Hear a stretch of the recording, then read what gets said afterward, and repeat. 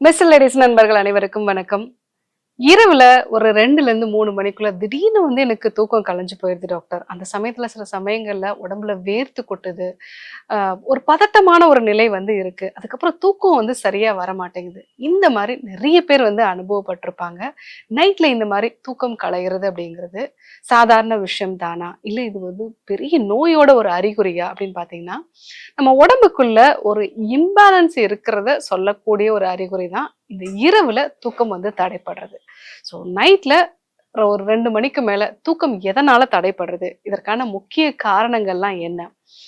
சிகிச்சை முறைகள்லாம் என்ன இருக்கு? அப்படிங்கிறத பத்தி தான் நம்ம இன்னைக்கு பேச போறோம். ஸோ நைட்ல தூக்கம் தடைப்படுது அப்படின்னா, முதல் காரணம் என்னவா இருக்கும்? ஓவர் திங்கிங் தான். சின்ன சின்ன விஷயங்கள்ல கூட நெறைய நம்ம திங்க் பண்ணிட்டே இருக்கோம். நம்ம தாட் ப்ராசஸ் ஒரு கன்டினியூஸா இருந்துட்டே இருக்கு. ஒரே சமயத்துல ஒரு 5, 6 விஷயத்த பத்தி நம்ம யோசிச்சுக்கிட்டே இருக்கோம் அப்படின்னா, நம்மளுடைய எண்ணங்கள் ரொம்ப ஃபாஸ்ட்டா இருக்கும். அதுவும் நம்ம தூங்கும் பொழுது இந்த சமயங்கள்ல கொஞ்சம் குறையணும் அந்த எண்ணங்கள். ஒரு நைட்ல 2, 3 மணிக்கு மேல போகும் பொழுது, மெலட்டோனினோட அளவு குறைஞ்சு, கார்ட்டிசாலோட அளவு கொஞ்சம் கொஞ்சமா அதிகமாக ஆரம்பிக்கும். அந்த காலகட்டத்துல தான் நமக்கு உடனடியா ஒரு விழிப்பு வரக்கூடிய ஒரு நிலை இருக்கும். ஸோ 60% நைட்ல முழிக்கக்கூடிய நபர்கள், இவங்களுக்கு ஓவர் திங்கிங் அப்படிங்கிறது, ஸ்ட்ரெஸ்ஸுங்கிறது தான் முக்கியமான காரணமா இருக்கு. ஸோ இந்த மாரி நைட்ல நீங்க விழிச்சுக்கிறீங்க. அது ஓவர் திங்கிங்னால அப்படிங்கிறத நம்ம எப்படி கண்டுபிடிக்கணும் அப்படின்னா, ஸோ அந்த சமயத்துல நமக்கு ஒரு தூக்கம் வர மாதிரியான ஒரு நிலையும் இருக்கும். அதே சமயத்துல எண்ண ஓட்டங்களும் நெறைய இருக்கும். ஸோ ஒரு உடல்ல ஒரு அசௌகரியம் இருக்கிற மாதிரி இருக்கும். இந்த அறிகுறிகள் இருந்தது அப்படின்னா, ஓவர் திங்கிங்னால தான் நைட்ல நீங்க விழிச்சுக்கிறீங்க அப்படிங்கிறத நம்ம கண்டுபிடிக்கலாம். 2வது முக்கியமான காரணம் பார்த்தீங்கன்னா, சுகர் ட்ராப் ஆகுறது. நைட் நேரத்துல நமக்கு ஒரு 2, 3 மணிக்கு மேல சுகரோட அளவு குறைய ஆரம்பிச்சதுன்னா, சடனா ஒரு விழிப்பு இருக்கும். அந்த சமயத்துல உடம்பு வேர்த்து கொட்டுற மாதிரி, ஒரு படபடப்பு உண்டாகுற மாதிரி. ஸோ அதுக்கப்புறம் எனக்கு தூக்கம் ஒரு 2, 3 மணி நேரம் கழிச்சு தான் வருது அப்படிங்கிறத சொல்லுவாங்க. இந்த மாதிரியான அறிகுறிகள் இருக்கு. ஆல்ரெடி நீங்க ஒரு சுகர் பேஷண்ட்டா இருக்கீங்க. இல்ல ஒரு ப்ரீ டயபெட்டிக் கண்டிஷன்ல இருக்கீங்க. இல்ல ஃபேமிலில அப்பா, அம்மாக்கு சர்க்கரை வியாதி இருக்கு அப்படின்னா, உங்களுக்கு சுகர் ட்ராப் ஆகுறதுக்கு நெறைய வாய்ப்புகள் இருக்கு. இதனால கூட உங்களுக்கு நைட்ல தூக்கம் தடைப்படலாம். சமீபத்துல ஒரு பெண்மணி, அவங்களுக்கு 45 வயது ஆகுது. நைட்ல எனக்கு எப்பவுமே தூக்கம் தடைப்படுது டாக்டர். அதுக்கப்புறமா தூங்குறதுங்கிறது ரொம்ப சிரமமா இருக்கு. ஒரு 2, 3 மணிக்கு நான் முழிச்சேன் அப்படின்னா, காலையில 5 மணிக்கு தான் எனக்கு தூக்கம் வருது. அந்த சமயத்துல என்னால தூங்க முடியாது. இந்த தூக்கம் தடைபடுற சமயங்கள் எல்லாத்துலயுமே எனக்கு உடம்பு ரொம்ப ஹீட் ஆகுற மாரி, வேர்த்து கொட்டுற மாதிரி எல்லாம் இருக்கு அப்படின்னு சொல்லியிருந்தாங்க. அவங்களோட பிளட் சுகர செக் பண்ணும்பொழுது, அது 200க்கு மேல இருந்தது. இதுக்கு முன்னாடி நான் சுகர் பார்க்கல டாக்டர். பார்த்து ஒரு 2 வருஷம் ஆயிடுச்சு. ஸோ இந்த தூக்கம் தடைப்படக்கூடிய இந்த ஒரு அறிகுறிய வச்சு அவங்களுக்கு பிளட் சுகர் அதிகமானத நம்ம கண்டுபிடிச்சோம். ஸோ இந்த மாரி சுகர் ட்ராப் ஆனாலும் கூட சடனா ஒரு நைட்ல உங்களுக்கு விழிப்பு வரும். அந்த சமயத்துல உடம்பு படபடப்பாகிறது, சுகர் குறைஞ்சா என்ன மாரியான ஒரு விஷயம்லாம் இருக்கும். ஸோ ஏதாவது கொஞ்சம் சாப்பிட்டா ஒரு கம்ஃபர்ட் ஆகுற மாதிரியான ஒரு நிலை இருக்கும். ஸோ சுகர் ட்ராப் ஆனாலும் நைட்ல உங்களுக்கு தூக்கம் தடைப்படலாம். 3வதாக நம்மளுடைய கல்லீரலோட செயல்திறன் கம்மியாகுது. லேட் நைட் சாப்பிடுறோம். லேட் நைட்ல ஹெவி ஃபுட் சாப்பிடுறோம். ஸோ இந்த மாதிரியான நிலைகள்ல நம்ம கல்லீரலோட செயல்திறன் கம்மியாகும். ஸோ அதே மாரி செரிமானம் சம்பந்தமான பிரச்சனைகளும் அந்த சமயத்துல வரலாம். இந்த மாதிரியான காரணங்களாலையும் நைட்ல திடீர்னு விழிப்பு வரலாம். ஸோ நாம தூங்கும் பொழுது நம்மளுடைய செரிமான மண்டலம் வேலை ரொம்ப கம்மியா தான் இருக்கும். அந்த அசைவு இயக்கங்கள் எல்லாமே கம்மியா இருக்கும். ஆனா நம்ம ஹெவியான ஒரு மீல்ஸ் சாப்பிடுறோம். சாப்பிட்ட பிறகு நம்ம தூங்கி போயிடுறோம் அப்படின்னா, நம்ம கல்லீரல் அதை செரிமானம் பண்றதுக்கு நிறைய என்சைம்ஸை சுரக்க வேண்டியது இருக்கும். அதே சமயத்துல இந்த உணவு ரொம்ப நேரம் நம்ம வயிற்றுல தேங்கும் பொழுது கேஸ் ஃபார்மேஷன் நிறைய இருக்கும். இதனாலையும் நைட்ல சடனா ஒரு வெளிப்பு வர்றதுக்கு வாய்ப்புகள் இருக்கு. அது மட்டும் இல்லாம சில பேருக்கு கல்லீரல்ல இந்த ஃபேட்டி லிவர் சம்பந்தமான பிரச்சனைகள் இருக்கிறது. அதே மாதிரி இந்த கல்லீரலோட செயல்திறன் கொஞ்சம் கொஞ்சமா கம்மியாகி இந்த ஹெப்படைட்டிஸ் இன்ஃபெக்ஷன்லாம் ஆல்ரெடி வந்திருக்கும். அவங்களுக்கும் இந்த இரவு தூக்கம் பித்தம் அதிகரிக்கிறதுனாலையும் குறையலாம். ஸோ கல்லீரல் சார்ந்த பிரச்சனை இருக்கிறவங்களுக்கும் நைட்ல அடிக்கடி திடீர்னு விழிப்பு வர்றதுக்கான வாய்ப்புகள் இருக்கு. 4வதா நிறைய பெண்களுக்கு இந்த பிரச்சனை வந்து இருக்கும். ஹார்மோன் சம்பந்தமான பிரச்சனை இருக்கிறவங்க, டாக்டர் நான் 40 வயசு வரைக்கும் எனக்கு இந்த மாதிரியான தூக்கம் தடைப்படக்கூடிய விஷயம்லாம் இல்ல டாக்டர். இப்ப பாத்தீங்க அப்படின்னா நைட்ல நான் தூங்கி போயிடுறேன். ஆனா ஒரு மிட் நைட்டுக்கு மேல வந்து முழிப்பு வந்துடுது. அந்த சமயத்துல எனக்கு வந்து உடம்பு ஃபுல்லா வலிக்கிற மாதிரியான ஒரு உணர்வு வந்து இருக்கு. இல்ல நிறைய எண்ணெய் ஓட்டங்கள் இருக்கிற மாதிரி இருக்கு. சடனா உடம்பு ஹீட் ஆகி வேர்த்து கொட்டுது அப்படின்னு சொல்லுவாங்க. ஹார்ட் ஃபிளாஷஸ் அப்படின்னு நம்ம வந்து சொல்லுவோம். ஸோ இது ஹார்மோனல் இம்பேலன்ஸ்னால வரக்கூடிய ஒரு பிரச்சனை. ஸோ இது நிறைய பெண்களுக்கு இந்த அறிகுறிகளோட ஃபைப்ராய்ட்ஸ் மாதிரியான பிரச்சனைகள் இருக்கிறத பார்க்குறோம். அதே மாதிரி எண்டோமெட்ரியோசிஸோ அடினோமயோசிஸ் மாதிரியான பிரச்சனைகள், மார்பகங்கள்ல கட்டி இருக்கக்கூடிய பெண்கள், ஸோ மெனோபாஸ் காலகட்டத்தை நெருங்கிக்கிட்டு இருக்கக்கூடிய பெண்கள், இவங்களுக்கு எல்லாமே இந்த இரவு தூக்கம் தடைப்படுறது அப்படிங்கிறது ஒரு ஒரு காமனான சிம்டமா வந்து இருக்கு. இந்த ஒரு சிம்டம்ஸை வச்சே நிறைய பேருக்கு ஹார்மோனல் இம்பேலன்ஸை நம்ம வந்து கண்டுபிடிச்சிருக்கோம். ஸோ நைட்ல சரியான தூக்கம் இல்லை அப்படின்னா உங்களுக்கு ஹார்மோனல் இம்பேலன்ஸ் இருக்கா அப்படிங்கிறத நீங்க வந்து தெரிஞ்சுக்கோங்க. இந்த தூக்கம் வந்து தடைப்படுறதோட உடல் எடையும் வந்து அதிகரிக்குது. அந்த உடல் எடையை குறைக்கிறது ரொம்ப சிரமமா இருக்கு. அந்த உடல் எடை அதிகரிப்பு பார்த்தீங்க அப்படின்னா இடுப்பு பகுதி, தொடைப்பகுதி இங்கதான் வந்து வெயிட் அதிகமா வந்து போடுது. முடி கொட்டுதல் சார்ந்த பிரச்சனைகள் வந்து இருக்கு. ரொம்ப டயர்டா இருக்கு. டே டைம்ல வந்து ரொம்ப டயர்ட்னஸ் வந்து நிறைய இருக்கு. பீரியட்ஸ் வந்து இர்ரெகுலரா வந்து ஆகுது. நிறைய ஞாபக மறதி சம்பந்தமான விஷயங்களும் வந்து இருக்கு. இந்த அறிகுறிகளோட உங்களுடைய தூக்கம் தடைப்படக்கூடிய விஷயமும் இருந்தது அப்படின்னா கண்டிப்பா ஹார்மோன் சம்பந்தமான பிரச்சனைகள் இருக்கு. நீங்க மருத்துவரை சந்திச்சு ஆலோசனை எடுத்துக்க வேண்டியது அவசியம். 5வதா, இந்த நிறைய யங்ஸ்டர்ஸ் கிட்ட நம்ம வந்து பாக்குறோம், நைட்ல ஃபோன் நிறைய பாக்குறது. நைட்ல தூங்க போறதுக்கு முன்னாடி தான் ரீல்ஸ் பார்ப்பாங்க. நீங்க ஒரு ஃபோன் பார்க்கறது, ஒரு கண்டினியூஸான ஒரு வீடியோ பார்க்கறது கூட பிரச்சனை இல்லைங்க.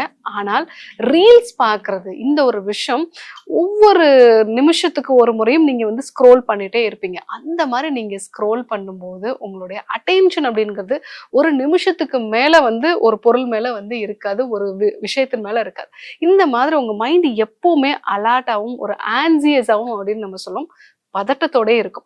இந்த அறிகுறிகள் வந்து இருக்கு. நிறைய நான் ரீல்ஸ் பார்க்குறேன், ஸோ நிறைய இன்ஸ்டாகிராம் பார்க்குறாங்க, இந்த மாதிரியான நபர்களுக்கு நைட்ல திடீர்னு தூக்கம் தடைப்படுறதுக்கு நிறைய வாய்ப்புகள் இருக்கு. ஏன்னா அந்த ப்ளூ லைட் அப்படிங்கிறது நம்ம பாடியில மெலட்டோனினோட செக்ரீஷனை வந்து குறைக்க ஆரம்பிக்குது. இந்த மெலட்டோனின் நமக்கு குறைஞ்சுது அப்படின்னாலே ஒரு காம்னஸ் அப்படிங்கிறது குறைய ஆரம்பிச்சிடும். அதனால தான் நைட்ல இந்த சேஞ்சஸ்லாம் வருது. இன்னொரு விஷயம், நைட்ல வந்து ஒரு 2 மணிக்கு மேல மெலட்டோனின் அளவு குறைஞ்சு கார்டிசால் ஹார்மோன் அளவு வந்து அதிகமாக ஆரம்பிக்கும். ஸோ யாருக்கெல்லாம் வந்து ஒரு எமோஷனல் இம்பேலன்ஸ் வந்து இருக்கு, வீக்னஸ் வந்து இருக்கு, நர்வ் வீக்னஸ் வந்து இருக்கு, அவங்களுக்கெல்லாம் இந்த சமயங்கள்ல தூக்கம் தடைப்படுறதுக்கு வாய்ப்புகள் நிறைய இருக்கு. ஸோ இந்த 5 காரணங்களால தான் முக்கியமா ஓவர் திங்கிங் இருக்கிறவங்க, சுகர் வந்து ட்ராப் ஆகுது, ஸோ சுகர் வந்து இம்பேலன்ஸ் இருக்கு, ப்ரீ டயபெட்டிக்ல இருக்கிறவங்க, கேஸ் ப்ராப்ளம், லிவர் சம்பந்தமான பிரச்சனை இருக்கிறவங்க, ஹார்மோன் சம்பந்தமான பிரச்சனை இருக்கவங்க, நைட்டு தூங்க போறதுக்கு முன்னாடி நிறைய ரீல்ஸ் பார்க்கக்கூடிய நபர்கள், இந்த நபர்களுக்கு தான் நைட்ல தூக்கம் வந்து தடைப்படுது. ஸோ அப்போ உடம்பு என்ன சொல்லுது, உடம்புக்குள்ள ஒரு பிரச்சனை இருக்கு அப்படிங்கிறத ஒரு இந்த மாதிரியான ஒரு அறிகுறி மூலமாக வந்து உங்களுக்கு சொல்லுது. இதை எப்படி சரி பண்ணணும்? ஏன்னா இன்னைக்கு நைட்ல தூக்கம் வந்து தடைப்படக்கூடிய 60% நபர்களுக்கு இந்த ஹார்மோனல் இம்பேலன்ஸும் சுகர் டிராப்பும் அப்படிங்கிறது முக்கியமான காரணமா இருக்கு. இவங்கெல்லாம் ஒரு மாத்திரை வந்து எடுத்துக்கிறாங்க, நைட்ல வந்து தூங்குறதுக்காக தூக்க மாத்திரை எடுத்துக்கிறாங்க. ஆனா அந்த தூக்க மாத்திரை கூட அவங்களுக்கு இந்த விஷயத்த சரி பண்றது இல்லை. ஸோ இதை வந்து சரி செய்யணும் அப்படின்னா நம்ம என்னென்ன விஷயங்கள் எல்லாம் வந்து ஃபாலோ பண்ணணும்? முதல் விஷயம், நம்மளுடைய சுகர் எந்த அளவுல இருக்கு அப்படிங்கிறத நம்ம வந்து செக் பண்ணி பார்க்கணும். ஒருவேளை நம்ம ப்ரீ டயபெட்டிக் கண்டிஷன்ல வந்து இருக்கும், HbA1c வந்து 6.5க்கு மேல வந்து இருக்கு அப்படின்னாலே நம்ம ப்ரீ டயபெட்டிக் கண்டிஷன்ல இல்ல டயபெட்டிக் உள்ள வந்து என்ட்ரு ஆயிட்டோம் அப்படிங்கிறது அர்த்தம். ஸோ அந்த மாதிரி ஏதாவது இருந்தது அப்படின்னா அதற்கான சிகிச்சை முறைகளை வந்து எடுத்துக்கணும். ஸோ சுகர் வந்து உங்களுக்கு இம்பேலன்ஸ்டா இருக்கு அப்படின்னா நீங்க ஃபர்ஸ்ட் என்ன ஃபாலோ பண்ணணும்? ஸோ நைட்ல தூங்க போறதுக்கு முன்னாடி கருஞ்சீரகம், ஓமம், வெந்தயம் இது 3ஐயும் வந்து நீங்க பொடி பண்ணிக்கணும். ஸோ வெந்தயம் வந்து 1 பங்கு, ஓமம் வந்து 1/2 பங்கு, அதே மாதிரி கருஞ்சீரகம் 1/4 பங்கு. இந்த ரேஷியோல நீங்க பொடி பண்ணிட்டு நைட்ல வந்து 1 டீஸ்பூன் அளவுக்கு வெதுவெதுப்பான வெந்நீரோட தூங்க போறதுக்கு முன்னாடி எடுத்துக்கோங்க. இது வந்து உங்க சுகர் டிராப் ஆகுறத வந்து வந்து பேலன்ஸ்டா வச்சிருக்கும். ஸோ அதனால உங்களுக்கு தூக்கம் அடிக்கடி தடைப்படுறத வந்து இது சரி பண்ணும். 2வது, நீங்க நைட்ல வந்து ஒரு 3லேருந்து 4 ஆல்மண்ட்ஸ் வந்து ஊற வச்சு எடுத்துக்கலாம். அதாவது பாதாம். ஸோ இதுவும் வந்து நல்ல புரோட்டீன் இருக்கிறதுனால, உங்க சுகர வந்து பேலன்ஸ்டா வச்சிருக்கும். அதனால வந்து உங்களுக்கு நைட்டு தூக்கம் தடைப்படுறத வந்து நீங்க கரெக்ட் பண்ணிக்கலாம். இந்த 2 விஷயம் சுகர் ட்ராப் ஆகுறவங்க ஃபாலோ பண்ணணும். ரொம்ப ஓவர் திங்கிங் இருக்கு. ஸ்ட்ரெஸ்ஃபுல்லான ஒரு நபரா இருக்கேன். என்னோட தாட்ஸ் வந்து என்னோட கண்ட்ரோல்லே இல்ல. இதனால எனக்கு தூக்கம் தடைப்படுது அப்படின்னு சொல்லக்கூடிய நபர்கள், நைட்ல 4, 7, 8 இந்த பிரீத்திங் டெக்னிக்க வந்து ஃபாலோ பண்ணலாம். ஸோ ஒரு 4 செகண்ட்ஸ்க்கு நல்லா ஆழமா மூச்ச உள்ள இழுக்கணும். ஒரு 7 செகண்ட்ஸ்க்கு அத வந்து உள்ள இருத்தி வைக்கணும்.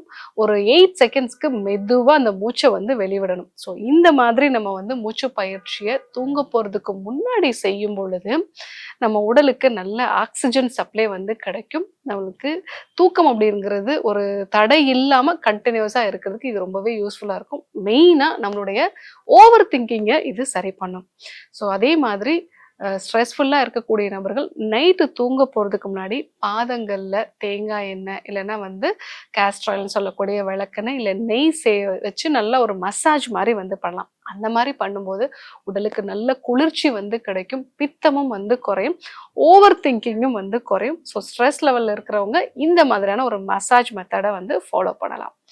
3வதா சங்குப்பூ டீ வந்து எடுத்துக்கலாம். இந்த சங்குப்பூ வந்து நம்ம பாடியில இருக்கக்கூடிய ஸ்ட்ரெஸ்ஸை வந்து குறைக்கக்கூடியது, இந்த பிரெயினோட ஆக்டிவிட்டியை பேலன்ஸ்டா வச்சுக்கொள்ளக்கூடியது.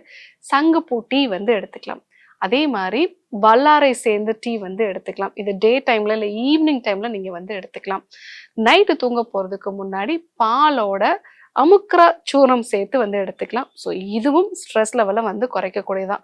இந்த 3 விதமான டீ வந்து எடுத்துக்கிட்டீங்க அப்படின்னாலே உங்க ஸ்ட்ரெஸ் லெவல் நல்லா வந்து குறைய ஆரம்பிக்கும். அது கூட மறக்காம இந்த பிரீத்திங் எக்ஸசைஸும் கால் பாதங்களுக்கு எண்ணெய் தடவுதல் இந்த ஒரு விஷயத்தை நீங்க ஃபாலோ பண்ணீங்க அப்படின்னா ஓவர் திங்கிங்னால தூக்கம் தடைப்படக்கூடிய விஷயங்களை நீங்க பேலன்ஸ்டா வச்சுக்கலாம். 3வது, செரிமான கோளாறுகள், கல்லீரல் சார்ந்த ஒரு பிரச்சனைகள் வந்து இருக்கு. லேட் நைட் டின்னர் நான் வந்து எடுத்துக்கிறேன் அப்படின்னா, தூங்க போறதுக்கு முன்னாடி சீரகம், ஏலம், கிராம்பு சேர்ந்து டீ வந்து எடுத்துக்கோங்க. அதாவது 1 டீஸ்பூன் அளவுக்கு சீரகம், 2 கிராம்பு, 2 ஏலக்காய் சேர்ந்து இந்த டீ மாதிரி எடுத்துக்கிட்டீங்க அப்படின்னா, வயிறு உப்புசம், அதே மாதிரி வந்து நிறைய கேஸ் ஃபார்ம் ஆகாது, இதெல்லாம் வந்து குறைக்கும். முக்கியமா நீங்க என்னதான் இந்த மாதிரி டீ எடுத்துக்கிட்டாலும் கூட சாப்பிட்ட உடனே தூங்காதீங்க. ஒரு 10லேருந்து 15 நிமிஷம் வந்து நடைப்பயிற்சி மேற்கொள்ளுங்க. பெரும்பாலும் நீங்க இரவு உணவை நீங்க தூங்குறதுக்கு ஒரு 3 மணி நேரத்துக்கு முன்னாடியே முடிச்சிடுறது நல்லது. தவிர்க்க முடியாத காரணங்களால நான் லேட் நைட் டின்னர் வந்து சாப்பிட்றேன் அப்படின்னா ஒரு 15 மினிட்ஸ் வாக்கிங் போங்க. இந்த ஜீரகம் சேர்ந்து டீ வந்து எடுத்துக்கோங்க. இந்த விஷயங்களை வந்து ஃபாலோ பண்ணுங்க. கல்லீரல் சார்ந்த பிரச்சனைகள் வந்து இருக்கு. இதை எப்படி நம்ம வந்து தெரிஞ்சுக்கிறது அப்படின்னா, நம்ம உடம்புல வயிறு பகுதி மட்டும் பெருசாகிக்கிட்டே போகும். உடம்புல ஏதாவது ஒரு அரிப்பு வந்து இருந்துட்டே வந்து இருக்கும். அலர்ஜி சம்பந்தமான பிரச்சனைகள் வந்து இருக்கும். பாடி ஹீட் எப்பவுமே ரொம்ப அதிகமா இருக்கும். ஸோ இது கூட இரவு தூக்கம் வந்து தடைப்படுது அப்படின்னா கல்லீரல் சார்ந்த பிரச்சனைகள் இருக்கு அப்படிங்கிறது அர்த்தம். அந்த மாதிரி பிரச்சனை இருக்கிறவங்க நெல்லிக்காய், கரிசாலை, மஞ்சள் இந்த மாதிரியான உணவுகளை வந்து தொடர்ந்து சேர்த்துக்கோங்க. கீழா நெல்லியையும் வந்து நம்ம பவுடராக்கி மோர் கலந்து வந்து எடுத்துக்கலாம். ஸோ அப்போ கல்லீரல் சார்ந்த பிரச்சனைகள்லாம் வந்து குறையும். எண்ணெய் தேய்ச்சி குளிக்கிறத வழக்கப்படுத்திக்கோங்க. இதுவும் வந்து பித்தத்தை குறைச்சி கல்லீரல் சார்ந்த பிரச்சனைகள் வந்து வராம தடுக்கும். ஸோ 5வதா நம்ம ரொம்ப காமனா பார்க்கக்கூடிய இந்த யங்ஸ்டர்ஸ்ல இருக்கக்கூடிய பிரச்சனை, நைட்ல ஃபோன் பார்க்கறது. ஸோ இதுக்கு சிம்பிளா ஃபோனை அவாய்ட் பண்ணிட்டீங்க அப்படின்னாலே உங்களுக்கு நைட்ல நல்ல தூக்கம் வந்திருக்கும். முக்கியமா நைட்ல நீங்க வந்து ஏதாவது ஒரு பாட்காஸ்ட் வந்து கேட்கலாம், இல்ல வந்து நல்ல ஒரு மியூசிக் வந்து கேட்கலாம், இல்ல வந்து ஏதாவது ஒரு புக்கு வந்து படிக்கலாம். ஸோ ஃபோன் தான் நம்ம யூஸ் பண்ணணும் அப்படின்னா நீங்க அது வந்து மியூசிக் கேட்கறதாவோ, இல்ல ஒரு கதை கேட்கறதாவோ, இல்ல ஒரு கண்டினியூஸான ஒரு டாக் வந்து கேட்கறது, இந்த மாதிரி உங்களை வந்து ஸோ எமோஷ்னலா அதிகப்படுத்தாம ஒரு சில விஷயங்களை வந்து நம்ம கேட்கலாம். மெயினா ரீல்ஸ் பார்க்கறத அவாய்ட் பண்றது நல்லது. ஸோ இதை மட்டும் நைட்ல நீங்க வந்து ஃபாலோ பண்ணீங்க அப்படின்னா இரவு தூக்கம் அப்படிங்கிறது நிம்மதியா இருக்கும். டாக்டர், ஏன் என்னுடைய இரவு தூக்கம் கரெக்டா இருக்கணும்? நான் நைட்ல வந்து விழிக்கிறேன். ஸோ இதனால எனக்கு ஃபியூச்சர்ல என்னெல்லாம் ப்ராப்ளம் வரும்? ஸோ இதை சரி செய்யாம நம்ம விட்டுட்டோம் அப்படின்னா ஆன்சைட்டி டிசார்டர் வரலாம். சின்ன சின்ன விஷயங்கள்ல கூட அதிகமான பதட்டம் வரக்கூடிய ஒரு நோய் வந்து வரலாம். அதே மாதிரி உங்க சுகர் வந்து கண்ட்ரோல் இல்லாம நிறைய பக்க விளைவுகளை வந்து உருவாக்கலாம். ஸோ கல்லீரல் சார்ந்த பிரச்சனைகள் வந்து அதிகமாகலாம். ஸோ நைட்ல சரியான தூக்கம் இல்லாதனால நிறைய பேருக்கு டே டைம்ல எப்பவுமே டயர்ட்னஸ் இருக்கிறதா வந்து சொல்லுவாங்க. ஸோ அந்த மாதிரியான பிரச்சனைகள் வந்து வரலாம். முக்கியமா நிறைய பேருக்கு ஹார்மோன் சம்பந்தமான பிரச்சனைகள் இருக்கும் அப்படிங்கிறத நான் வந்து சொல்லியிருந்தேன்.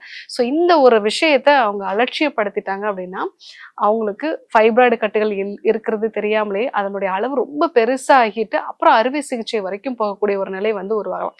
ஸோ அந்த மாதிரி இல்லாம ஆரம்ப கட்டத்திலே இதை வந்து நம்ம சரி செய்யக்கூடிய முயற்சிகளை நம்ம ஃபாலோ பண்ணோம் அப்படின்னா கண்டிப்பாக நல்ல மாற்றங்கள் வந்து உடல்ல நடக்கும். ஸோ இரவுல 2ல இருந்து 3 மணிக்குள்ள ஒரு அலாரம் வச்ச மாதிரி விழிச்சுக்கிறேன் டாக்டர்னு சொல்றவங்க எல்லாருக்குமே இந்த ஒரு பதிவு வந்து உபயோகமா வந்து இருந்திருக்கும். ஸோ உங்களுக்கு இந்த பிரச்சனை இருக்கு அப்படின்னா நான் சொன்ன இந்த விஷயங்கள்ல எது உங்களுக்கு காரணமா இருக்கு அப்படிங்கிறத நீங்க தெரிஞ்சுக்கோங்க. அதற்கான சிகிச்சை முறைகளையும் வந்து சொல்லியிருக்கேன். மெயினா மனது சார்ந்த பிரச்சனை இருக்கிறவங்க மானசா கேப்சூல்ஸ் வந்து எடுத்துக்கலாம். நான் சொன்ன இந்த சங்குப்பூ, பிரம்மி, அமுக்ரா இதெல்லாம் சேர்ந்ததான் இந்த மானசா. ஸோ அந்த மானசா கேப்சூல்ஸும் வந்து எடுத்துக்கலாம். ஸோ இன்றைக்கு மிக முக்கியமான ஒரு பிரச்சனையை பத்தி நம்ம வந்து பார்த்தோம். அதுவும் நிறைய பேருக்கு இதற்கான காரணம் என்னங்கிறதே தெரியல. இது வந்து பிரச்சனையா இல்லையான்னு கூட வந்து தெரியாம இருந்திருக்கும். அவங்களுக்கான ஒரு நல்ல தீர்வை வந்து நம்ம வந்து கொடுத்துருக்கோம்.